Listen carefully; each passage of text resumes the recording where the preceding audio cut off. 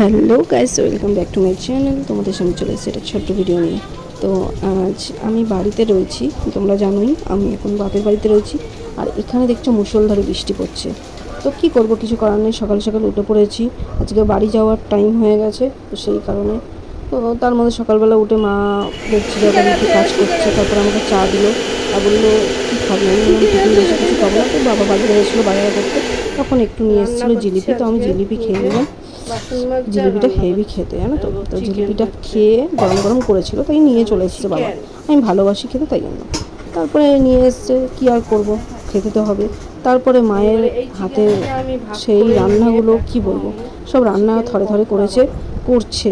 আরও আমি বাড়িতে নিয়ে যাব, তো সেই কারণেই মা আরও তাড়াহুড়ো করে রান্না করছে সকাল সকাল উঠে। তো আমাদের রান্না কমপ্লিট হয়ে গেছে। আর আমার বিবাহবার্ষিকী ছিল বললে, সেই কারণে আমার মা আমাকে এরকম আয়োজন করে খেতে দিয়েছে। তো কী কী রান্না করেছে দেখো, শাক ভাজা আছে, কাঁকরোল ভাজা আছে, উচ্ছে ভাজা আছে, উচ্ছে সেদ্ধ আছে, আর আছে আলু চোখা, আর এখানে আছে ডিমের কারি, মাংস, চাটনি, দই, মিষ্টি। তো আমার বাবা মা সব একসঙ্গে খেতে বসছি।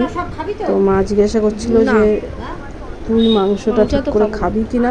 আমি তখন বলছিলাম আমি মাংস বেশি খাবো না, সেই জন্য মা বলছে তাহলে দেখে খা।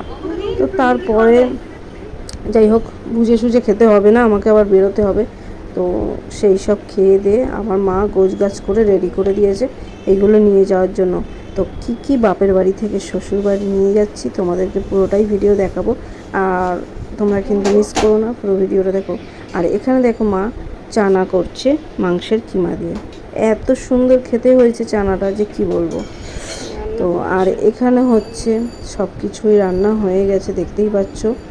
পটল, সর্ষে, চাটনি, মানে কি বলবো, মাংস সব কিছু করা হয়ে গিয়ে তারপরে আমরা খেয়ে দিয়ে উঠে মা বললো তাহলে চল লুচিটা করে নিই। তো আমি ময়দা টয়দা মেখে দিয়েছি, মা লুচি টুচি করছে। দেখো কত সুন্দর ফুলো ফুলো লুচি হয়েছে। তো যাই হোক, এই লুচিগুলো নিয়ে যাব বাড়িতে।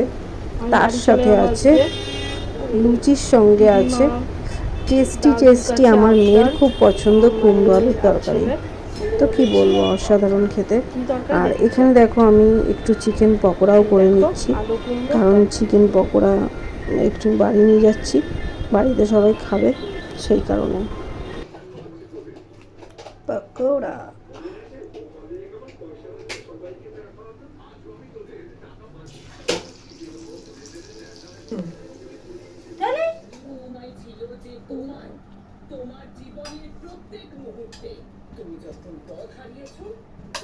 চলো গাইস, আমাদের সব খাবার রেডি করা হয়ে গেছে। এইবার আমি সেজে গুজে বসে পড়েছি, বাড়ির দিকে রওনা দেবো। তো দেখো মা আর বাবা আমাকে ছাড়তে যাচ্ছে, যেহেতু অনেকটাই বাস স্ট্যান্ড আমার বাড়ি থেকে। তো 2-3টে ভারী ভারী ব্যাগ নিয়ে তো সামাল যাবে না। তো সেই জন্য আমার বাবা নিয়ে নিয়েছে 2টো ব্যাগ, মা নিয়ে নিয়েছে একটা ব্যাগ, আমি ঝাড়া হাত পায়ে যাচ্ছি। তো কি করব বলো, কিন্তু বাসে উঠে আমার ভিডিও করার মতন ক্ষমতা ছিল না। জাস্ট একটুখানি বসার জায়গা পেয়েছি, বসেই আগে একটু তোমাদের সঙ্গে ভিডিও করে নিলাম। তো বাড়ি যাওয়ার পথে তো ভিডিও করতে পারবো না, 2টো ভারী ভারী ব্যাগ, খাওয়ার ব্যাগ, সব কিছু নিয়ে তো সম্ভব না। তারপরে বাড়িতে এসে দেখো আমাদের ফ্যামিলির রিয়াকশানগুলো দেখো, আমি এসেছি আসার পরে, মানে কি বলবো, তোমরা খালি দেখো, শোনো কথাগুলো। আমার ছেলে মেয়ে, আমার শাশুড়ি দাঁড়িয়ে রয়েছে, কুটনি বুড়ি আবার অনকে দেখো। একবারও ফোন করিসনি, একবারও কোনো টান নেই। হ্যাঁ, দেখানোটা উচিত। তুই কিরকম ছেলে দেখো সবাই, যে মাকে একটা ফোন করে না, কি বাজে ছেলে। হ্যাঁ, এই যে ইনিও ফোন করেনি আমাকে, আমি খালি SMS করে যাচ্ছি আর ফোন তো করতে পারছি না।